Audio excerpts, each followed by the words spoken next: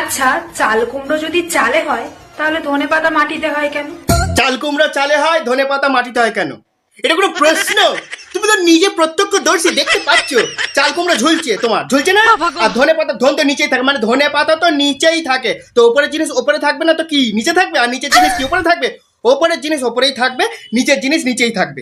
এটাই তো স্বাভাবিক ব্যাপার, এটা তোমার বলার কি আছে?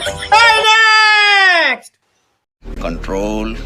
কিন্তু এইটাও ভাবার বিষয়, দেখো চাল কুমড়ো যতই চালে হোক, নিচে যদি ভালো করে তুমি সার না দাও তাহলে চাল কুমড়ো কি বড় হয়? চাল কুমড়ো তো ছোটই রয়ে যাবে, কুড়ির মধ্যেই রয়ে যাবে, বড় আর হবে না।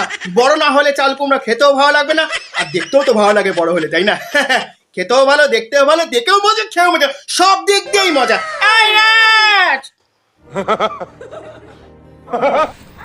আজকে শাড়িটা পরলাম, কেমন লাগছে? শাড়ি পরে তোমার দারুণ লাগছে, একবারে রূপসী রূপবান কন্যা, মনে হচ্ছে একটা উড়ন্ত পরী।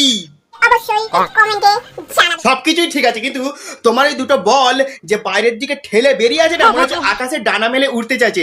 তাই আমার একটা কবিতা মনে পড়ে গেল। মিউজিক। খুলে যাক গামছা, উড়ে যাক বল, আমার এই সোনা পাখিটা তোমার ছোট্ট খাঁচায় ঢোকাবি কিনা বল। কেমন হলো কবিতা? এসো তোমার এই উড়ন্ত দুটো বল দিয়ে আমার এই ব্যাট দিয়ে খেলা করি। এসো খেলবো, খেলা হবে।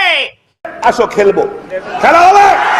যত সব আবার এক দল, এই নেক্সট।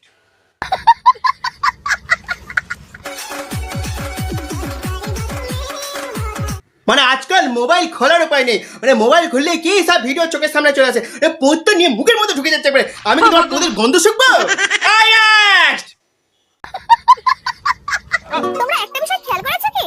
ঘুমের মধ্যে কোথাও ঘুরতে গেলে গাড়ি ভাড়া লাগে না। আমি তো অনেক বিষয় লক্ষ্য করেছি বৌদি, কিন্তু তুমি কি এটা লক্ষ্য করছো? তুমি যেমনি বলছো যে ঘুমের মধ্যে ঘুরতে গেলে গাড়ি ভাড়া লাগে না, কিন্তু দেখো ঘুমের মধ্যে যদি তুমি গাড়ি চড়ো তাতেও তো ভাড়া লাগে না, উল্টে আলাদাই মজা হয়। আর সামনে পেছন কি মজা, তাই না? মানে আমি সিটে বসার কথা বলছি আর কি। এই next! তোমার ইচ্ছা তুমি সামনের সিটে বসবে না পেছনের সিটে বসবে, কিন্তু গাড়ি চড়া ঘুমের মধ্যে আলাদাই মজা।